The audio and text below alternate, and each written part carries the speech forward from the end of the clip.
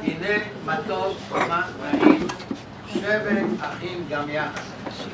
בשורי תהילים כשהביא את הפסוק הזה, חשב לומר לנו שהמילה טוב והמילה נעים הם שתי מילים נרדפות, ולא היא. השפה היחידה בשפת אנוש, שהמילים הנרדפות הן לא תמיד נרדפות ושוות, אלא לפעמים גם מנוגדות בשפה העברית. כי כאשר אומרים דבר כזה, הנה מה טוב ומה נעים, לא כל דבר שהוא טוב הוא נעים. טוב לפעמים לעקור שן, אין ברירה. טוב לפעמים לעבור ניתוח, אבל זה באמת לא כל כך נעים. וההפך, מאוד מאוד נעים לאכול את כל הבורקס ואת כל השוקולדים ואת הכל. אבל זה לא כל כך טוב, כי אז והלך לפניך צדקך. הדבר היחיד שמשורר תהילים מתכוון והוא צודק, שהוא גם טוב וגם נעים, זה שבת אחים גם יחד. קשה לדבר על אורה בלשון עבר. את אורה זכיתי להכיר לפני 3 שנים כפרח אמיתי שמסביבו שקילות ואורה וזריחה וכל מה שרק אפשר בביתו של רמי חברנו. ואני אפתח דווקא במדרש שקושר את הפרק הראשון בספר בראשית עם הפרק השני של פרק שמות, את האור והאורה. בספר בראשית המילה ה-25, חנוכה, כן, היא המילה אור. בראשית ברא אלוהים את השמיים ואת הארץ, והארץ הייתה תוהו ובוהו וחושך על פני תהום, ורוח אלוהים מרחפת על פני המים. 21, 22, 23, 24. ויאמר אלוהים יהי אור. המילה אור זה המילה ה-25. המילה הזאת אור נזכרת בתורה כולה 36 פעמים. לא אחד יותר, לא אחד פחות, ואין מקריות. כי 36 זה מספר נרות החנוכה שאנחנו מדליקים, בטור אריתמטי עולה מצטבר, 1 ועוד 2 ועוד 3 עד 8, זה בדיוק 36. למדבר צדיקים נסתרים. שרפים עומדים ממעל לא, השרפים זה הנרות. ברגע שנברא אותו אור, כתוב שנתמלא היקום אורה.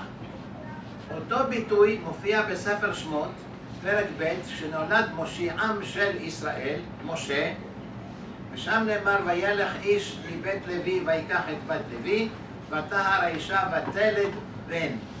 ותרא אותו כי טוב הוא.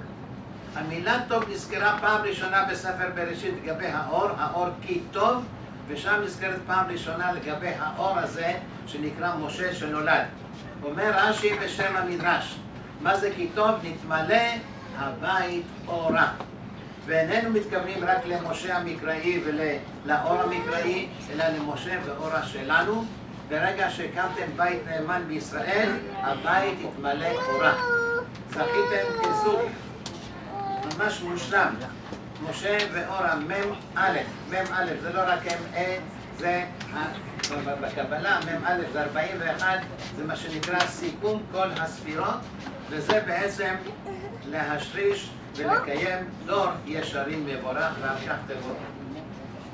נקודה אחרונה לפני שניכנס לעצם הנושא, הוא הקשר בין שמחת תורה, הלידה, לבין חנוכה, שהיא בעצם סגירת המעגל. אצלנו אין מוות ביהדות, יש פטירה. אדם נפטר לבית עולמו, הוא נפרד מאיתנו, הוא הלך למנוחות, היא הלכה למנוחות. קשה לנו מאוד עם זה, הותירה אותנו להנחות, אבל היא איתנו כל רגע. לכן אמרתי בראשית הדברים, קשה לי לדבר עליה, על אורה בלשון עבר.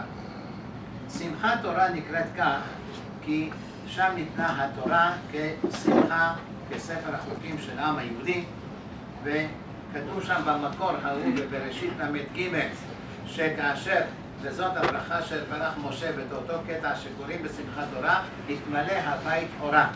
לקחו את הפסוק במגילת אסתר, ליהודים הייתה אורה ושמחה וששון בעיקר.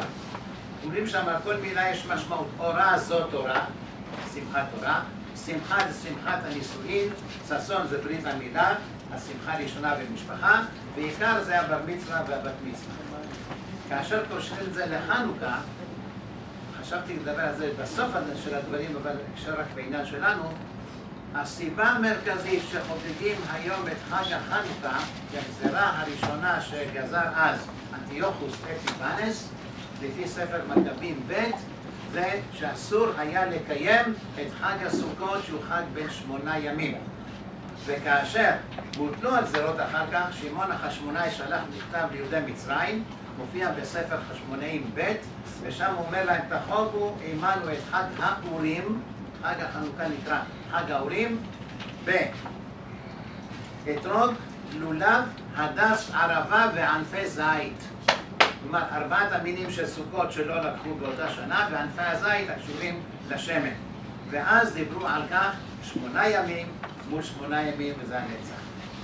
אני גם אקשור את הדברים לקראת הסוף, אבל פטור בלא כלום, נדבר על הנושא שאליו הוזמנתי, אי אפשר, לכן נדבר בקצרה.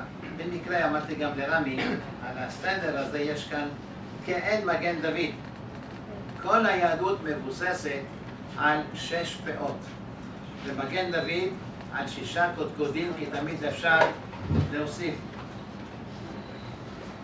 וזה מבוסס על 2 משניות במסכת אבות, פרק א', משנה ב' ומשנה י"ח.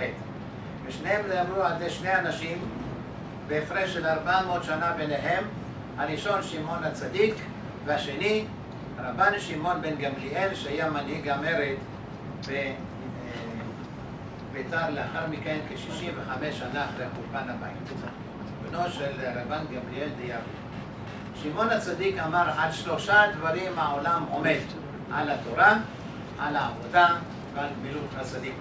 משמעות הדברים, תורה זה ספר החוקים, עבודה זה יצירתיות, עבודת אדמה, עבודת כפיים, עבודת היצירה, גמילות חסדים, יחסים בין אדם לחברו. כלומר, כבר באסכולה הקדומה ביותר של אריסטו, אפלטון וסוקרטס, בשונה הדמוקרטים שבעולם העתיק, לפני כן לא הייתה שום דמוקרטיה, דיברו על 3 יסודות שעליהם מושתתת חברת מדינה. מדינה מלשון דין. על אוכלוסייה, על טריטוריה ועל חוקה. במובן הרחב של המילה, לא קונסטיטוציה, אלא במובן הרגיל, ספר חוקים באשר הוא. כלומר, כדי שתהיה מדינה כמסגרת, צריכים להיות שתהיה אדמה, שיהיו אוכלוסין ושתהיה חוקה. בד' באייר תש"ח הייתה אדמה.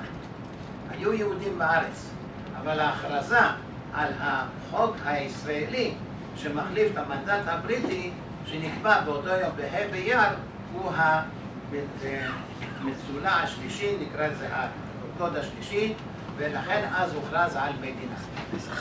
אם לוקחים את הסוף של אותו פרק, איך מעשירים וממלאים תוכן את התורה, עבודה וגמילות חסדים, במשנה האחרונה, רבן שמעון בן גמליאל אומר, על 3 דברים העולם קיים.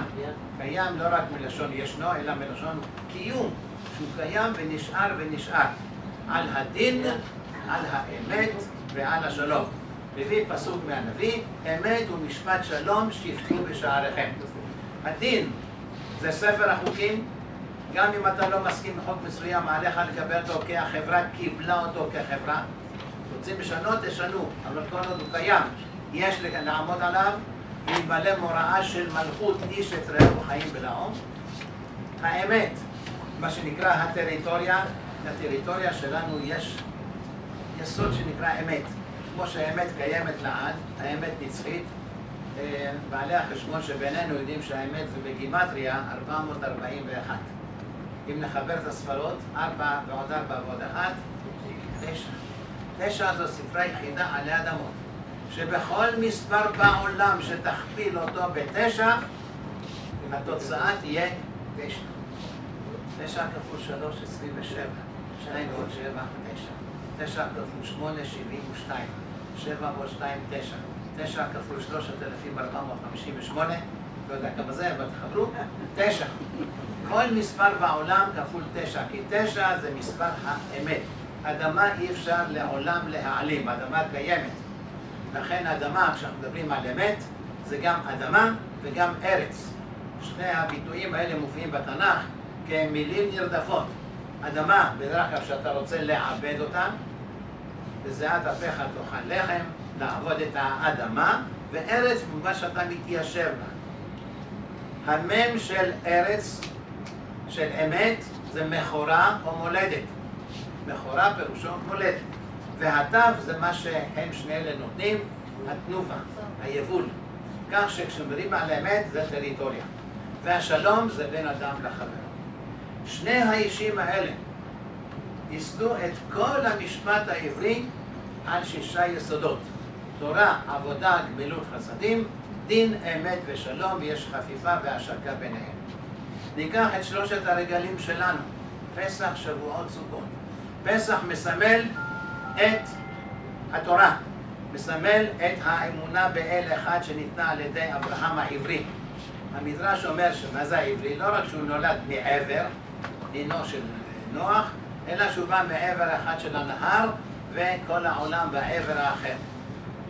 יהושע פרק כ"ד אומר, ויקח את אביכם את אברהם מעבר הנהר והולך אותו בכל ארץ כנען והרבה את זרעו ויתן לו את יצחק ויתן ליצחק את יעקב ואת עשיו ויתן לעשיו את הר שעיר לרשת אותו ויעקב ובניו ירדו מצרימה כדי לעלות אחר כך לאותה מולדת, לאותה מכורה. אברהם הוא זה שייסד את יסודות החברה, החוק. יצחק, כשהוא בא אחרי אברהם, הוא ייסד מה שאנחנו קוראים אחר כך את חג השבועות וכן הלאה, זה בעצם העבודה. יצחק זורע 100 שערים, חופר פירות, כל מה שמאפיין אותו זה לשמור על האדמה מהעולם לא עזב את הארץ. והחג השלישי, סוכות כנגד יעקב. הדבר הראשון שיעקב קנה כחלקת אדמה כשהוא נכנס לארץ, קנה את האזור שנקרא סוכות באזור שכם, ולמקום הזה קרא סוכות, אחר כך הוריש אותו ליוסף. יש כאן סמליות, יש לנו כלל בסטטיסטיקה. כשאתה נתקל בתופעה פעם אחת, אתה אומר מקרה. נתקל באותה תופעה פעם שנייה, אתה אומר צירוף מקרים. כשזה כבר 3 פעמים, ו4 ו5 ו30, אותו דבר, זה כבר תופעה קיימת. ניקח את 3 הרגלים, החגים החשובים בחודש תשרי, שהוא ראש השנה העברי. ראש השנה, כיפור, סוכות. ראש השנה נקרא יום הדין. כל באי מרום עוברים בפניו בדין, עושים כל אחד חשבון הנפש שלו. יום הכיפורים נקרא יום האמת, כל אדם עושה את חשבון הנפש האישי שלו. וחג הסוכות נקרא חג השלום, ופרוס עלינו סוכת שלום. אלה ממש בקיצור נברץ, אני מדבר על קורס אקדמי, אוניברסיטאי של בר אילן, 112 שעות, אבל כאן תמצית שבתמצית. לכן, ניכנס כבר לחלק השני שנקרא הערכים ביהדות. ניתן 2 הנחות יסוד שהוכיח אותם במהלך הדברים. הנחת יסוד ראשונה, אין ביהדות מושג שנקרא דתי חילוני. אלה מושגים שהם מוקצים מחמת איסור ומחמת מיאוס. כי אלה מושגים מוטעים, כי דתי הוא לא דתי וחילוני הוא לא חילוני, אובייקטיבית ונוכיח זאת. דבר שני, כולם שווים, שיביתי השם לנגדי תמיד, הקטן והגדול, השמן והרזה, מהעדה הזו, מהעדה הזאת, כולם שווים. אלה 2 הנחות היסוד שנדבר עליהן בהמשך. כשאנחנו אומרים שאין מושג דתי חילוני, נוכיח זאת קודם כל בבחינת מספר המצוות. מספר המצוות ביהדות, וכולם יודעים פחות או יותר מהו מספרם, כמה? תרי"ג מצוות, 613 מצוות. כשאנחנו הולכים לבדוק מצווה, נקרא לזה פעולות. בודקים מהם הפרמטרים שאתה בודק על פי את המצווה מבחינת התוכן שלה, האם היא בין אדם למקום או בין אדם לחברו. האם אלה מצוות שנקראים, בטעות שאמרתי קודם, מצוות דתיות או מצוות חברתיות. מה מתברר? לפי ההיגיון, אם אומרים שיש דתי חילוני, אז רוב המצוות הן מצוות דתיות. יש בדיוק 408 מצוות. 408 מצוות מתוך תרי"ג, כי 2/3 מהמצוות בין אדם לחברו. יוצא שמי שמגדיר את עצמו כהומני, מוסרי, אנושי, תרבותי, מנש, ויקח את הרשימה הזאת ויקרא לפעולות ויסמן מה הוא מקיים ומה הוא יכול לקיים, הוא יקיים את 408 מצוות. אז הוא דתי או חילוני? וניקח את האחר שבודק ורואה שיש 205 מצוות בין אדם למקום, מצוות דתיות 1/3. יוצא שאם הולכים על היחסיות, אז שליש במצוות הם בין אדם למקום, ושני שליש בין אדם לחברו, וכל אדם שקיבל חינוך יסודי ובסיסי טוב, אז הוא נקרא כביכול דתי, למרות שהוא מגדיר את עצמו בטעות חילוני. בשיר השירים נאמר, כפלח הרימון, רק איך? מה מיוחד ברימון? מישהו ספר פעם כמה גרגרים יש ברימון? יש בדיוק תרי"ג, מי שלא מאמין שיספור. אומר אהרון, אפילו ריקנים, אנשים שנחשבים כפחותים, כפשוטים בחברה, הם מלאים מצוות כרימון. וזה הפרי העיקרי שאוכלים בראש השנה, להראות שכולם מלאים מצוות כרימון.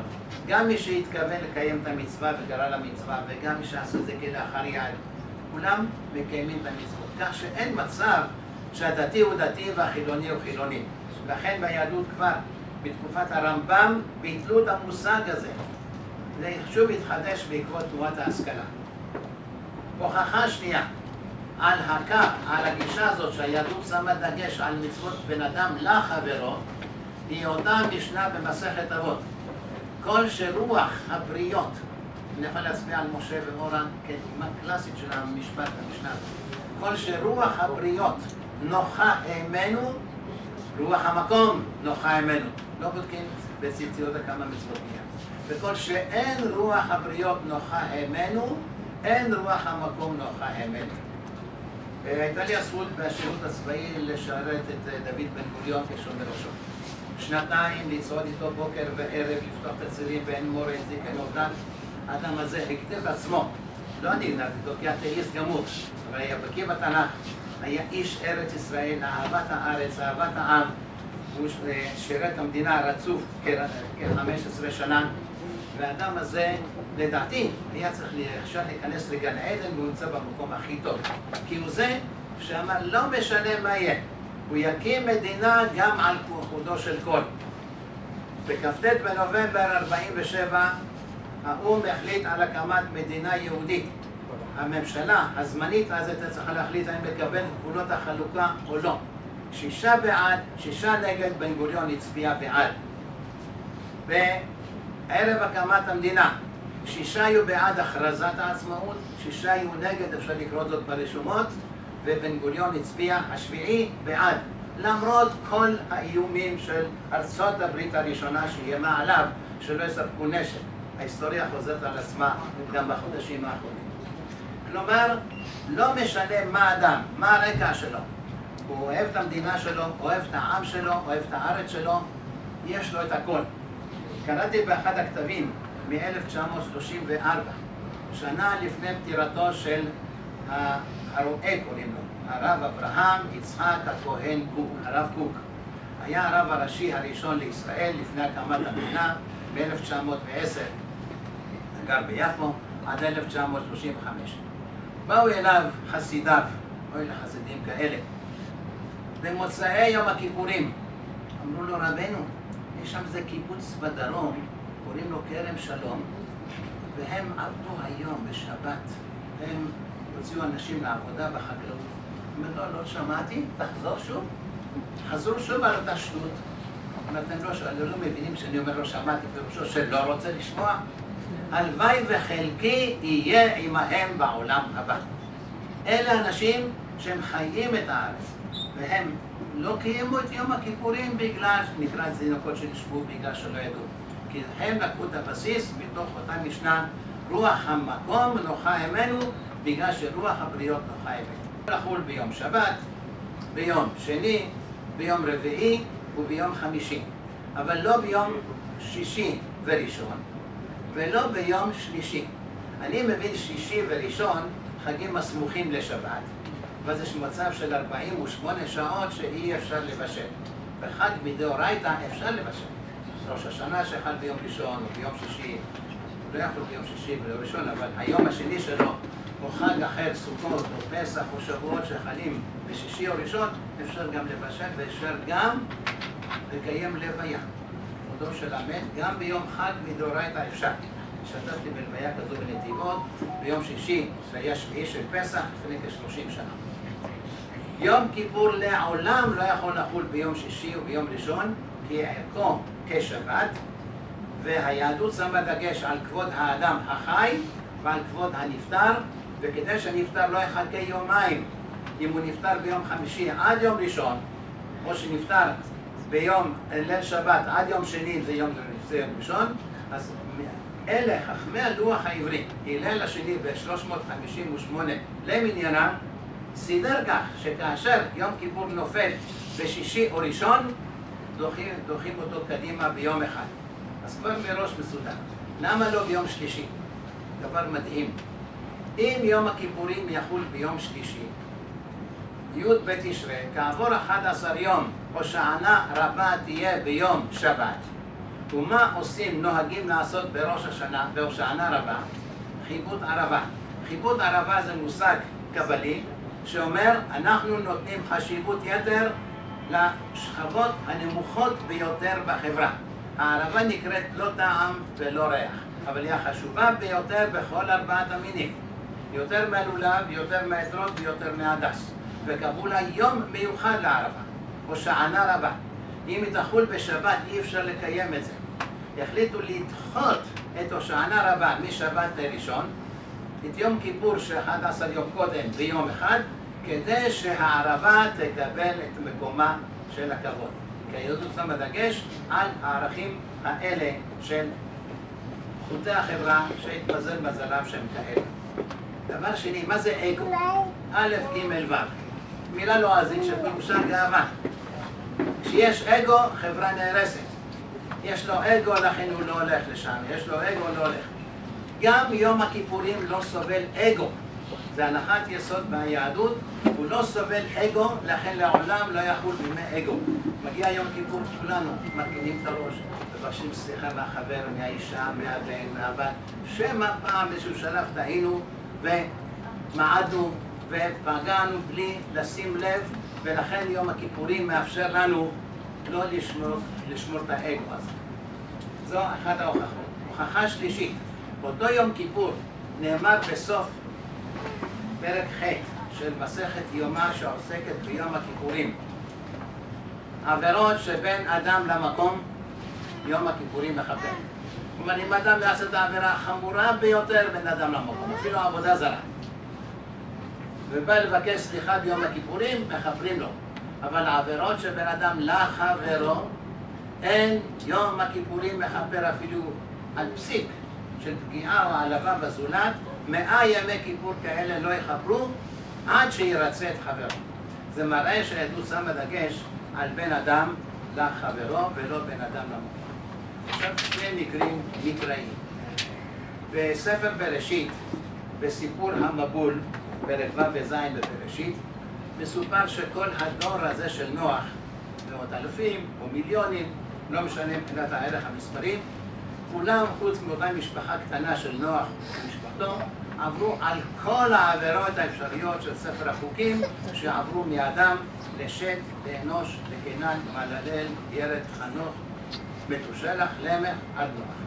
נוח היה היחיד ששימר את הכל, הוא בניו, אבל כל הדור עברו על כל העבירות האפשריות, בין אדם למקום, בין אדם לחברו ובין אדם לעצמו. על מה נחתם עונש המבול? כשאנחנו קוראים את בראשית פרק ז',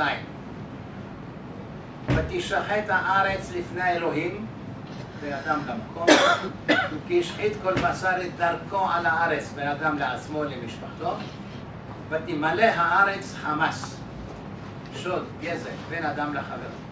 וירא אלוהים את הארץ והנה נשחטה, ויאמר קץ כל בשר בא לפניי, כי מלאה הארץ חמס מפניהם והנני משחיתם את הארץ. כלומר, הוא דילג על כל העבירות בין אדם למקום, על כל העבירות בין אדם למשפחתו, והקפיד בעיקר על אותה עבירה קטנטונת שעשו איש לרעהו בין אדם לחברו. על זה נמחק כל היקום, וקמה משפחה חדשה בשתי השושלות של קין ושת, וגם כשהמשיכו הלאה הגענו לעוד פרשייה מאוד עגומה, מה שאנחנו קוראים משפט סדום. כעבור כ-350 שנה אחרי המבול, מגיעים לסדום.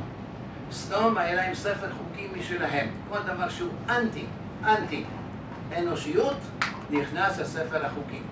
ניקח כמה דוגמאות של ביאליק ורבניצקי בספר ההגדה כשערכו, כתבו, היה אסור לארח ואסור להתארח.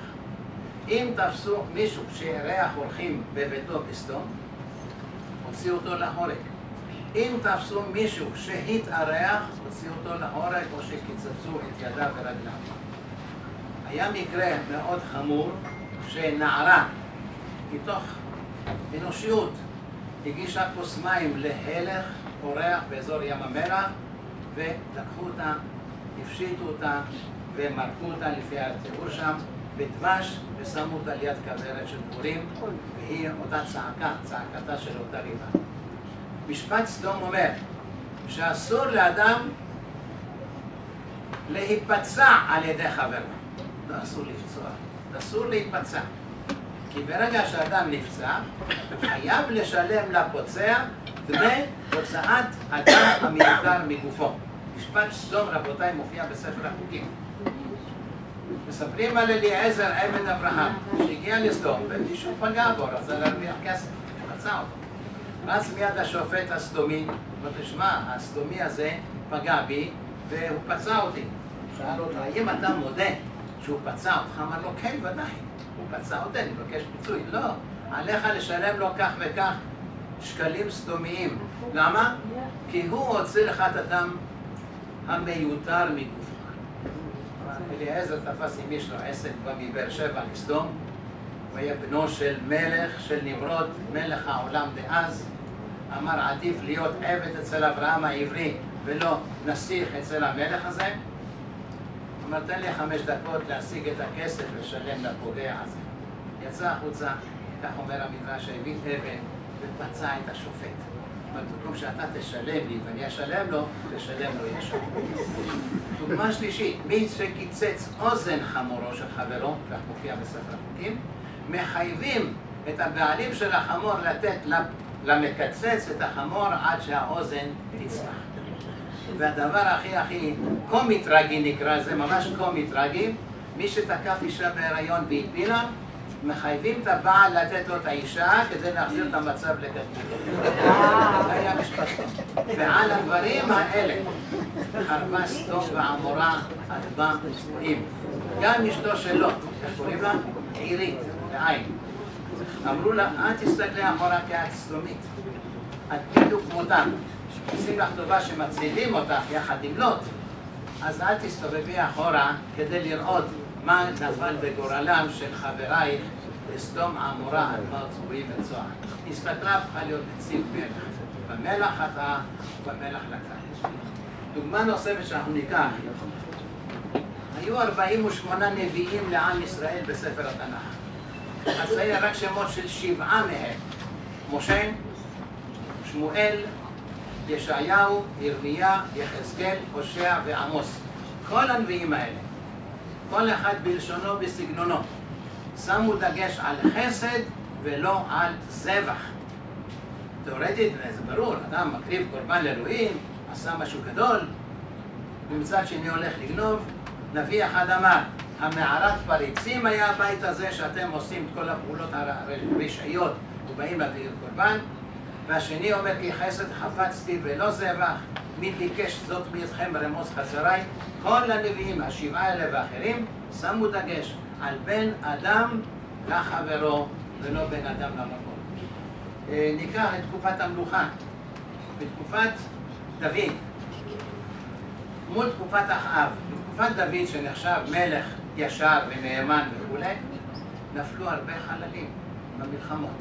בתקופת אחאב, שהיה המלך השביעי במלכות ישראל, אחרי ירבעם בן נבט, נדב, באשה, אלה, זמרי ועומרי, הגענו לאחאב, וכל המקורות שמים דגש שאף חייל לא נפל בצבא ישראל. למרות שתקופת אחאב הייתה התקופה הכי מלאה עבודה זרה. 400 נביאי הבעל.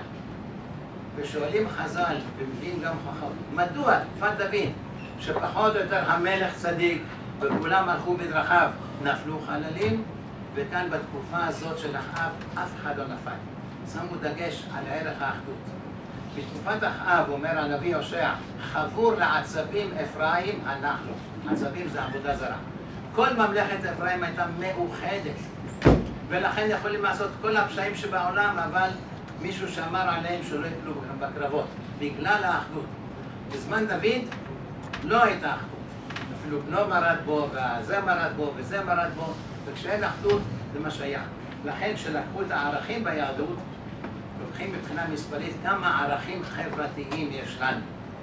יש לנו כ"ב ערכים ראשיים, 22, ולכל ערך יש 22 ערכי משנה. 22 בריבוע, כמה זה? 484 ערכים. ערך הערכים, הערך הגבוה ביותר, זה ערך שהזכרנו קודם, ערך השלום. שלום זה לא רק קלישאה. שלום זה בכל המעגלים, בין איש לאשתו, בין אדם לילדיו, בין אדם לשכנים, בין אדם לחברה, בין אדם לעם, אפילו בין אדם לתייר כלשהו. שלום מלשון השלמה, שלמות. כאשר יש ערך שלום, יש הכל. המשנה האחרונה בשישה סדרי משנה, הזכרנו עד 6 הקודקודים, זרעים, מועד, נשים, נזיקים, קדשים, טהרות. כל ערכי היהדות בשישה סדרי משנה. המשנה האחרונה אומרת כך, אמר רבי שמעון בן חלפתא, שוב שמעון, גדול השלום שכל הברכות כלולות בו, שלא מצא הקדוש ברוך הוא כלי מחזיק ברכה אלא שלום. כלומר, הכלי הזה שמחזיק ברכה נקרא שלום. שלום הזה קשור לחנוכה, כי כאשר הייתה מלחמה אמנם של המעטים מול הרבים, עוד קצת נמשיך אחר כך בעניין כולו, אבל המילה שלום קשורה אליהם. כי מה זה שלום? היו חייבים להדליק איזושהי מנורה. לא הייתה מנורה, לקחו שקודים, מה שנקרא היום כמו התרמילים של הפגזים, 8 כאלה, מילאו אותם שמן, היה אמור להספיק ליום אחד, היה מה שהיה ברור, ומילאו 8 ימים. שלום זה שין, שמן, ל"ו זה מספר הנרות כל הימים, והמם מנורה. כלומר במנורה 36 נרות, והשמן הוא זה שמחזיק אותם. כי השמן מסמל דבר שהוא צף מעל כל הנוזלים. השמן הוא הרב תכליתי, הוא גם למאור, גם להסקה, גם לבישול וגם לתמרוקים. לכן כשאומרים כשמן הטוב, מתכוונים לאותו שמן זית זך. כשאנחנו עוסקים בשלום, אז גדול השלום זה כלי שמחזיק ברכה. ואכן 7 טקסטים חותמים במילה שלום. כל הטקסטים הכי חשובים שיש לעם ישראל. לדתיים וחילוניים, מושגים שאני לא מכיר בהם, אבל קיימים. כאשר אדם הולך לעולמו, אומרים קדיש. אדם מתפלל, אומרים קדיש, אדם עולה לתורה ומתקדיש. הקדיש תמיד חותם ועושה שלום במקומה. נרצח לנו ראש ממשלה בישראל, טרגדיה נוראית ביותר מאז קום המדינה. בא נשיא מדינה גדולה והשתתף. אחרי שהוא אמר שלום חבר, הוא חתם את הנאום שלו, את ההספד, ועושה שלום במרומיו. הוא יעשה שלום עלינו. הטקסט הראשון זה הקדיש. הטקסט השני שחותם שלום זה תפילת העמידה. תפילת העמידה אדם עומד, מתייחד עם בוראו ואומר את השלום. עושה שלום במרומיו. הדבר השלישי, אדם אוכל פת לחם, הוא נוהג לברך ברכת המזון, היא תחתום בעושה שלום במרומיו. מה זה עושה שלום במרומיו כשאנחנו? פסוק מאיוב. אותו אל שעושה שלום במרומים, אף כוכב לא מתנגש עם אחר. אנחנו חיים בגלקסיה, גלקסיית השמש שביל החלב, שיש בה רבותיי 100 מיליארד כוכבים. אף כוכב אחד לא פוגע באחר. כולם חיים בשלום זה עם זה. כולם עושים את הסיבוב, כל אחד הסיבוב האישי שלו, ולא נפגעים זה מזה בכלל. ויש לנו עוד 100 מיליארד גלקסיות כאלה מעבר. אותו אל שעושה שלום במרומיו, מבקשים שהוא יעשה שלום עלינו. הטקסט הרביעי ברכת הכהנים. הטקסט הכי חשוב במקרא הוא אותה ברכה בת 15 תיבות שברך אהרון הכהן ואחריו כל הכהנים בכל הדורות, ואב את ילדיו, יברכך השם וישמרך, יאר השם פניו אליך ויחונקה, יישא השם פניו אליך וישם לך שלום. שלום חותם את הברכה הזאת. הדבר החמישי, פיתום הקטורת. נוהגים לומר פיתום הקטורת, אותם סממנים שהיו במשכן. הסממן שהיה הכי דוחה זה החלבנה, אבל בלעדיו אי אפשר לקיים את הפולחן הזה.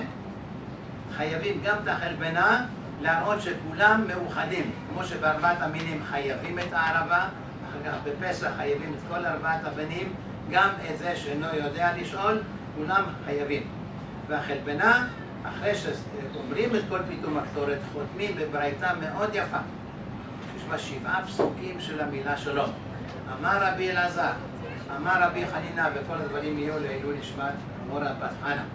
תלמידי החכמים מרבים שלום בעולם, שנאמר, בכל בנייך לימודי השם ורב שלום בנייך. אל תקרא בנייך, אלא בונייך. הבנים הם הבונים, הם המייסדים של כל חברה. אנחנו, בנינו, נכדינו, נינינו, כל הדורות. אדם חושב קדימה, הוא נוטע עץ חרוב שייתן פירות ל-70 שנה כדי שהנין שלו יוכל לאכול מהם. ואז חותם השם עוז לעמו ייתן, השם מברך עמו בשלום. שבת שכל כולה נקראת שלום, שבת שלום, כולה חותמת בשלום כל קטע ממנה. ואחד הקטעים הם במה מדליקין, קטע שקוראים ממסכת שבת, פרק ב', במה מדליקין, ההדלקה הזאת של שבת, גם בחנוכה עם שינויים קלים, והיא חותמת באותה ברייתא. והטקסט השביעי והאחרון, 6 סדרי משנה שחותמים באותה ברייתא שאמרנו, שמעון חלפתא שאומר גדול השלום. כשיש שלום, כולם מאוחדים. שלום ואחדות הולכים תמיד ביחד. ואחד למדו זאת מפרשת השבוע הקרובה שקשורה לחנוכה. חנוכה חל בדרך כלל בשבת של פרשת מקץ. פרשת מקץ מתחילה במילים ויהי מקץ 2 ימים. ושם מילה שלום תופיע 8 פעמים. להראות לנו רמז שחג החנוכה, בזמן שנותר לנו, חג החנוכה הוא חג בין 8 ימים. 8, משנה, נשמה, שין, מם, נון. בכל הצורות שאנחנו הופכים, מראים על נצח. בקבלה יש לנו 3 ספרות שהן היסוד של כל העולם הקבלי. 6, 7 ו8. 6 זה עולם החומר. נמצאים עכשיו בחדר שיש בו 6 פאות. צפון, דרום, מזרח, מערב, למעלה ולמטה. את 7 אנחנו לא רואים, אבל אנחנו יודעים שהוא קיים. 7 זה החלק שבין הרצפה לבין התקרה, בין קיר ימני לשמאלי, בין הקיר האחורי לקיר הקדמי, ולא רואים אותו, הוא קיים. 7 זה הרוח, וה8 זה מעבר. 8 זה נקרא הנצח. בליל הסדר 6 פריטים, אבל הקערה היא הפריט השביעי, היא האמצעי, אבל בלעדיה לא יקונו 6 הללו. שמיטה, יש לנו 6 שנות עבודה. השמיטה היא השביעית. המהר"ל מפראג שחי לפני כ-350 שנה אמר שישנם 777 מושגים ביהדות הקשורים למספר 7. ואיפה הוא שם את השלום? במילה ישראל. כי ישראל בראשי תיבות יהי שלום רב אמיתי לכולם. כי בלעדי השלום לא תיכון שום חברה. בזמן אחאב הזכרנו, הם שמרו על השלום שביניהם. לא משנה שהולכים בין אדם למקום כמה שרוצים. אני איבדתי 2 בני דודים בתחילת המלחמה הזאת, ביום הראשון, הלכו להציל כמה שיותר, עלו על מדים, עלו על מכוניות, תוך חצי שעה הגיעו לעזה, ממרכז שפירא, חיסלו כמה שיותר, בשעה 9 ניתק הקשר, בלוויה הגיע אחד השרים ואמר כך, שר שהוא מאוד, אני מאוד מוקיר אותו, הוא לא פוליטי בכלל, הוא אמר כך, כשאומרים המקום ינחם אתכם בתוך שאר אבלי ציון, הרבה מתכוונים מה זה המקום? זה אלוהים. לא. המקום שבו האנשים האלה ברגע הזה נמצאים, הוא זה שינחם אתכם. נמצאים כרגע במקום הכי גבוה. הם הרוגי מלכות. הם הלכו להגן על המולדת, לא עשו חשבון לשום דבר. עשו חשבון רק למדינה, רק לחברה, להציל כמה שיותר, ולקחו בחשבון, ולא סיכוי, אלא 99% שהם לא יחזרו, והלכו למרות הכל, וכך עשו כל האחרים, ולכן המקום זה המקום שבו כרגע נמצאים. ומאיפה למדנו את כל הערכים האלה? מהחג שאורה הלכה לעולמה, היא לא בחרה את המועד, אבל חנוכה זה חג שהוא מדרבנן, חג שנקבע לפני כ-2300 שנה, זה התחיל כך במאה ה-67 לפני הספירה. הקיסר השישי, ואני נכנס עכשיו בחנוכה בכמה דקות לקשור את זה לנושא. הקיסר השישי, או המלך השישי, אנטיוכוס אפיפנס, היה אלכסנדר, תלמי, אנטיוכוס הראשון, השני, השלישי, הרביעי. החמישה הראשונים היו פחות או יותר בסדר עם האוכלוסין בכל האימפריה. הרביעי החליט להיכנס באוכלוסין שהיו בכל המדינות, והעם היהודי ששמר על המסגרת שלו, רובם התייוונו, אבל כאשר גלשו מעבר למה שאפשר והכריחו אותם לעשות מעשים בל יעשו, פרץ המרד. והמרד הזה שפרץ התחיל בכ"ה בכסלו, 167 לפני הספירה. 3 שנים של גזרות שמד היו. גזרות שמד, הכוונה גזרות רוחניות. ב-164 לפני הספירה היה מעשה בל יעשה שחייבו מישהו להקריב, יש לנו את הסימוכין על כך בספר חשמונאים פרק ג', להקריב את אותו דבר אחר שהיום קוראים לו חזיר בהיכלי בית המקדש. זה גרם להצתת המרד ב-164 לפני הספירה, בכ"ה בכסלו.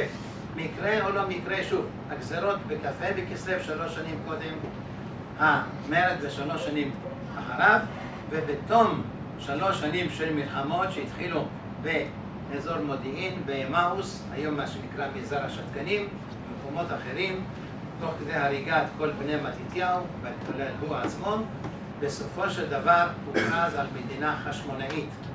המילה חשמונאים או חשמונים נמצא בספר במדבר, במקור, במסע ה-25 במסעות ישראל במדבר.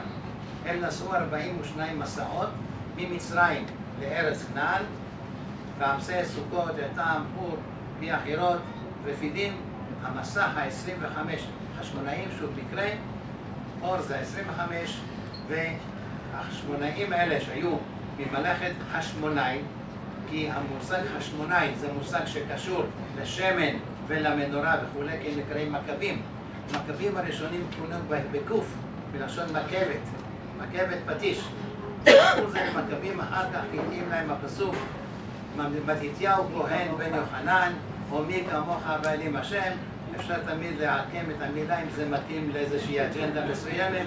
כאיש מדע וחוקר, אני לוקח את זה בהסתייגות גמורה, את כל הראשי התיבות האלה, אבל בסדר, טוב להם שימשיכו עם זה. מדינת החשמונאים עמדה בדיוק 73 שנה.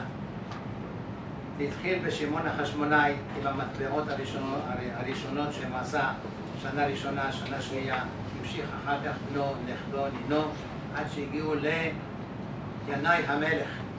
ינאי המלך היה בתקופת הזוגות, נסעו לשלום ציון המלכה, שם יפה שלום ציון, הרי על שלום לציון, אבל לא היה כך, וינאי עבר לקצה השני ונלחם נגד המנהיגות הרוחנית שהייתה בעם ישראל, והוציא להורג 850 תלמידי חכמים, ולפני מותו היו לו 2 בנים, החליט להעביר את השרביט לאשתו, לשלום ציון המלכה.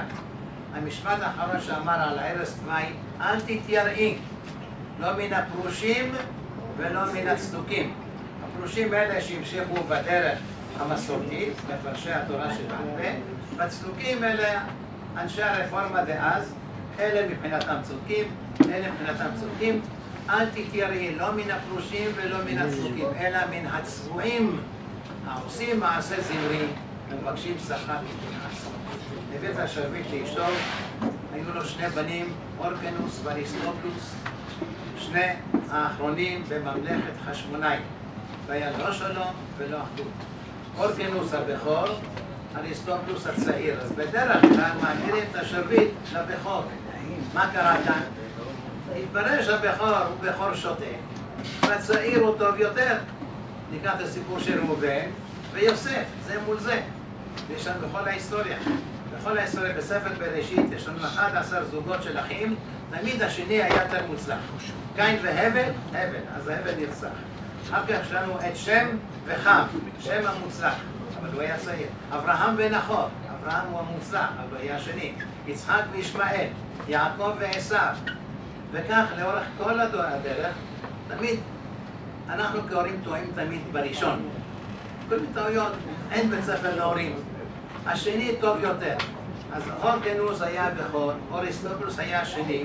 העם החליט שאריסטובולוס יהיה המלך. מה עשה הורקנוס? כבש את ירושלים בכוח והשאיר את אריסטובולוס בחוץ. אריסטובולוס ראה שאין לו יכולת להילחם עם אחיו ולנצח, הזמין פומפאוס הרומאי 66 לפני הספירה כדי לכבוש את ירושלים בידי אחיו, והשאר ידוע. באותו רגע שפומפאוס הגיע וכבש את ירושלים, הוא אומר, ברגע הזה אני עושה סדר, אני ממליך המלכים, אתה תהיה המלך הבובה ותעשה כל דבר על פי מה שאני אחליט. אחריו היה אנטיפטר אדומי והורדוס ואגריפס והלני המלכה, אבל כל אלה היו רובם מלכים לא מעם ישראל, ובסופו של דבר חרב הבית השני. ההוכחה האחרונה, וקושר גם לחנוכה וגם לנושא שלנו, הוא חורבן הבית הראשון והשני. חורבן הבית הראשון נבע בגלל שכל העם, כמעט כל העם, עבדו עבודה זרה. הייתה גלות. כמה זמן נמשכה הגלות? 70 שנה בלבד. קץ בבל, זרובבל לקץ 70 נושעני. בית שני שלפי כל ההוכחות, יוספוס פלביוס מביא הוכחות, וכל הספרות של אז, מלחמות היהודים, מלחמות החשמונאים מביאים הוכחות, שכל העם היהודי באותה תקופה בבית שני, הם מה שמוגדרים היום, החרדים. כל העם היו חרדים, זה לא איזשהו פלג ירושלמי. ובכל זאת הבית חרב. לכמה זמן יצאנו לגלות? ל2000 שנה. שמים דגש. כאשר עושים עבירות בין אדם למקום, יש לזה סליחה, מחילה וכפרה. כשעושים בין אדם לחברו, אין מחילה, אין סליחה בין כפרה. שם היה מאבק בין הקנאים והמתונים, והמאבק הזה גרם שאלה נלחמו באלה, ואין אף פעם ניצחון מקרה כזה, רק הפסד. הבית בסופו של דבר נפל. מה שאנחנו קוראים, ניצחו, הראלים את המצוקים. כל אחד כשהוא מצליח חושב שהוא ההראל, הוא המלאך. המצוקים זה האנשים האחרים. בסופו של דבר חרב הבית, וכך היה 2000 שנות גלות. באנו למדינה כדי לקיים בה את אותו פסיק במגילת, פסקה קטנה במגילת העצמאות. לקיים את החברה על תשתית של חירות, אחדות ושלום. והלוואי ויהיה כך. אני בשם כולנו מבקש מאורה, והיא שומעת לנו מצוין, להיות מליצת יושר על משה, על המשפחה, הילדים וכל אלה שבאו, והיא תמליץ יושר להביא לנו את החטופים והשבויים. אמן, אמן. תודה על ההקשבה.